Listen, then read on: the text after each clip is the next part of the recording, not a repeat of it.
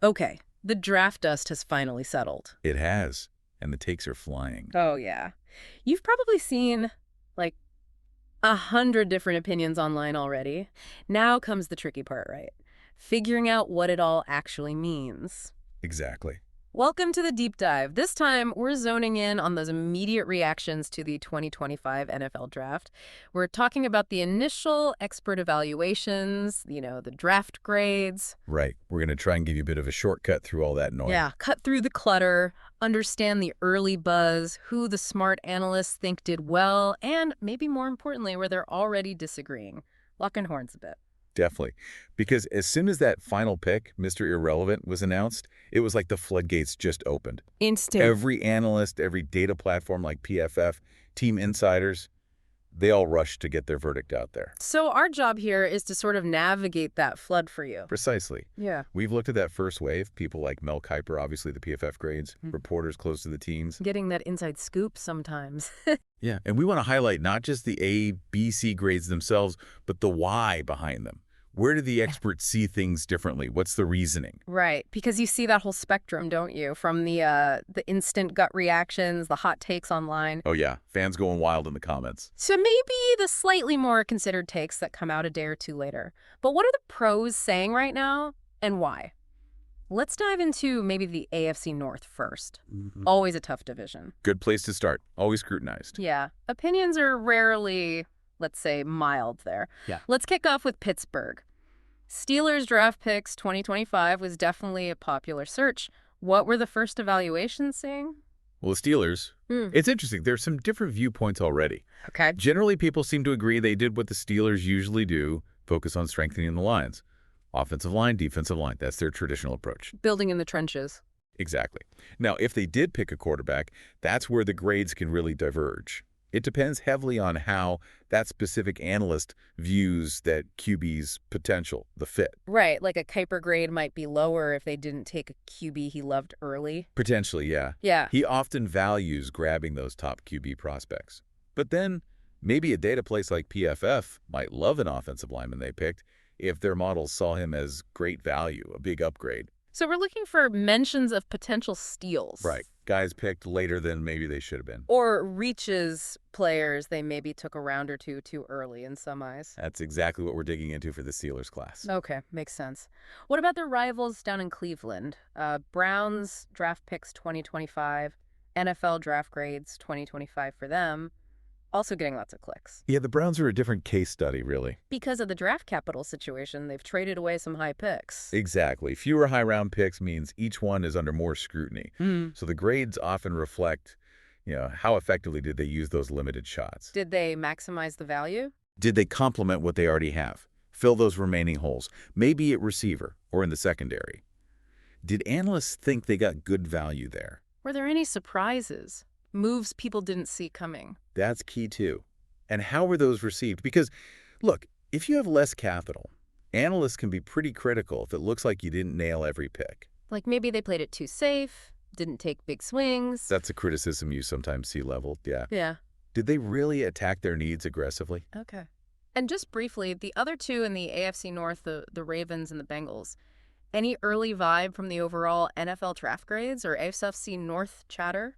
Generally, for Baltimore and Cincy, teams that expect to be in the playoffs, the sentiment seems pretty positive overall. Okay. The analysis is looking at whether they added pieces effectively, maintaining that competitive edge without maybe reaching or overspending draft capital. Just solid additions. Yeah, trends suggest satisfaction, bolstering depth, adding playmakers, guys who might contribute fairly quickly. Seems like smart, solid drafting is the consensus for them early on. All right, let's switch conferences. NFC East, another division where, let's just say fans are passionate. And expectations are always sky high. Definitely. Philadelphia Eagles first, Eagles draft picks 2025, and especially Eagles draft grades. Those terms are popping up a lot. What's the story there?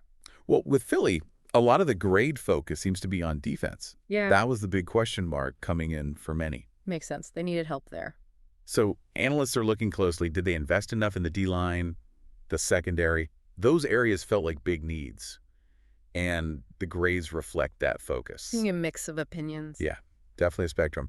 Some more critical evaluations might say, hey, they missed out on some higher-rated defensive guys who were still on the board when they picked. Okay. But then the more positive grades might highlight value they found later, or maybe a smart trade they made. You want to look for grades that are consistently strong or weak across different analysts. That usually tells you something. Good point.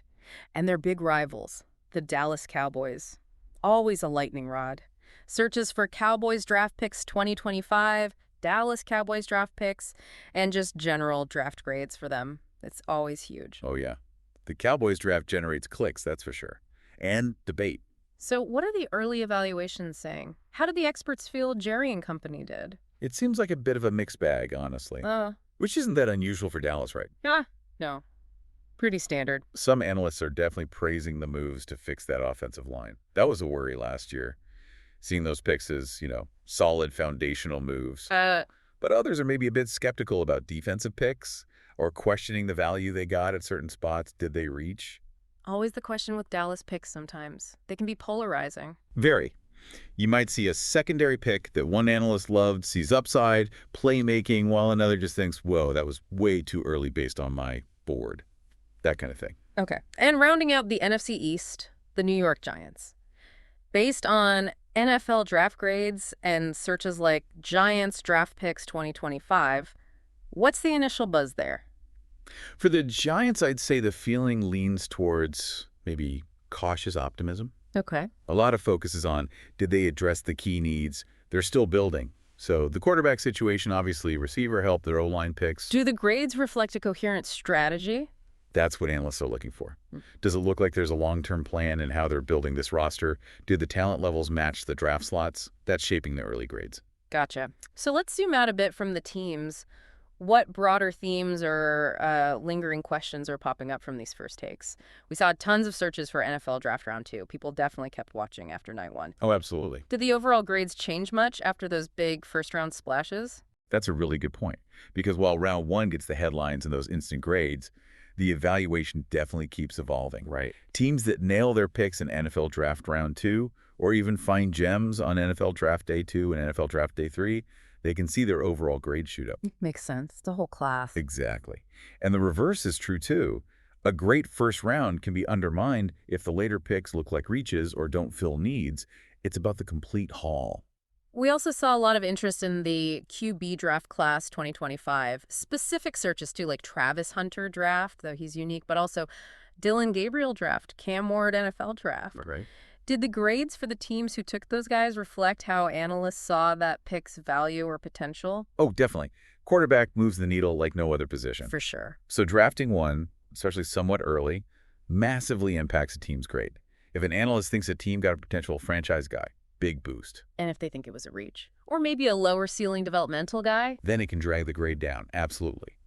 For guys like Hunter, with that two-way potential, or QBs like Gabriel or Ward, it really depends on the fit, the scheme, the expected role. And the draft slot, I guess. Yeah. A later round QB might be seen as a smart, low-risk flyer that actually helps the value grade. Interesting. And it's always fascinating to see how the actual draft lines up with the, million NFL mock drafts beforehand. Yeah, mock draft season never ends. When teams go way off script from those mocks, how does that usually play into these initial grades? Does it make analysts harsher? It can, initially. When there are big surprises, teams going completely against the consensus mock. Yeah, it can lead to more critical first reaction grades. Because the analyst had player X rated higher. Exactly. They have their own boards, their own evaluations. If a team passes on their higher rated guy for someone else, the gut reaction might be negative. But you have to remember. You absolutely have to remember that teams have way more information. Their own scouting, medicals, interviews, scheme fit, things the mocks just can't fully capture. Sometimes those wait what picks turn out brilliant later, even if they got panned initially. Good reminder. And just the sheer volume of searches for stuff like NFL Draft Day 2, NFL Draft Day 3, and people using tools like the SBN Draft Tracker or checking NFL.draft and Yahoo Sports. It shows this isn't just a one-night event for fans either. No way. It's a multi-day obsession for a lot of people. The draft is a process, and the story keeps changing pick by pick, day by day. Those trackers let everyone follow along and keep forming opinions way beyond the first round.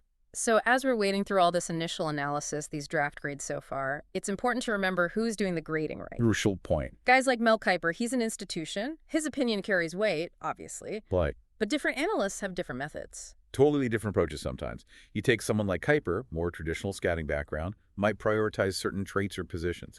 Compared to, say, PFF, which is heavily data-driven. Advanced stats, performance metrics, that's their bread and butter. And then you have the team beat writers. Right, who are embedded. They understand the team's specific needs, maybe the coaching staff preferences in a way others don't.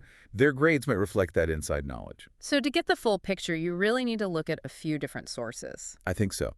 You need to consume a variety of perspectives, understand the different lenses these draft grades so far are viewed through. Absolutely, because these initial grades, they're really just the first impression, a snapshot after a huge, complex weekend. Exactly right.